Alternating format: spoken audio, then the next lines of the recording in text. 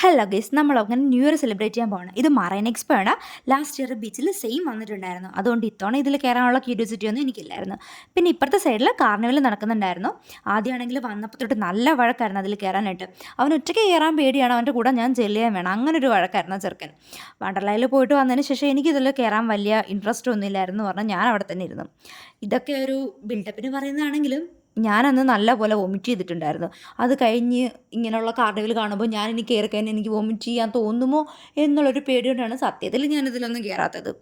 പിന്നെ എൻ്റെ ബെസ്റ്റ് ഫ്രണ്ടിനെ കണ്ടു, അവളെ തപ്പി പിടിച്ച് കുറച്ച് ഫോട്ടോസൊക്കെ എടുത്ത്. ടൈം ഒരുപാടുള്ളതുകൊണ്ട് നമ്മളിവിടെ വന്നിരുന്നു. പിന്നെ കുറച്ച് നേരം ജാനിയുടെ ഡാൻസ് ആയിരുന്നു. ജാനി നല്ലപോലെ ആഘോഷിക്കുന്നുണ്ടായിരുന്നു. മണ്ണ് വാരി കളിച്ച് മണ്ണിലിരുന്ന് ഡാൻസ് കളിച്ചൊക്കെ അവൾ നല്ല എൻ്റർടൈൻ ചെയ്യുന്നുണ്ടായിരുന്നു. അപ്പോഴത്തേക്കും ചേച്ചിയൊക്കെ എത്തി. ഏകദേശം ഒരു 12 മണി ആവാറായി. എല്ലാവരും വെയിറ്റിംഗ് ആണ്. ഒരു 11:30 ആയിട്ടുണ്ടായിരുന്നു. അതിനിടയിലാണെങ്കിൽ ആദ്യം ഭയങ്കര വഴക്ക്. അവൻ കാല് നനയ്ക്കണം, വെള്ളത്തിൽ ഇറങ്ങണം എന്നൊക്കെ പറഞ്ഞിട്ട്. പിന്നെ ശൈല അവനുമായിട്ട് ബീച്ചിലൊക്കെ ഒന്ന് ഇറങ്ങി കാലൊക്കെ ഒന്ന് നനച്ച് തന്നു. അങ്ങനെ 2025 നമ്മൾ എൻ്റർ ചെയ്യാൻ പോകുവാണെന്നുള്ള ക്യൂരിയോസിറ്റിയാണ് ഇവിടെ നിൽക്കുന്ന എല്ലാവർക്കും.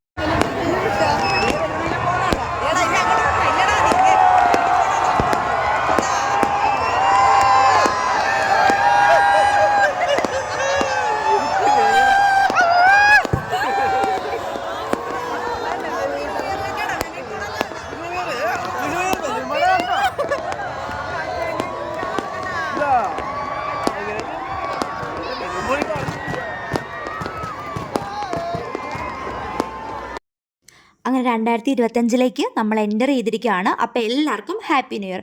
പിന്നെ നമ്മൾ കുറച്ച് ഫോട്ടോസൊക്കെ എടുത്ത് ഇവന്മാരാണ് എൻ്റെ ഹോമീസ്. എവിടെയാണെങ്കിലും ഇവന്മാരും കൂടെ കാണും. ഇക്കൊല്ലെങ്കിലും രക്ഷപ്പെടുമെന്ന പ്രതീക്ഷയിൽ ഞങ്ങൾ പിന്നെയും മുന്നോട്ട്.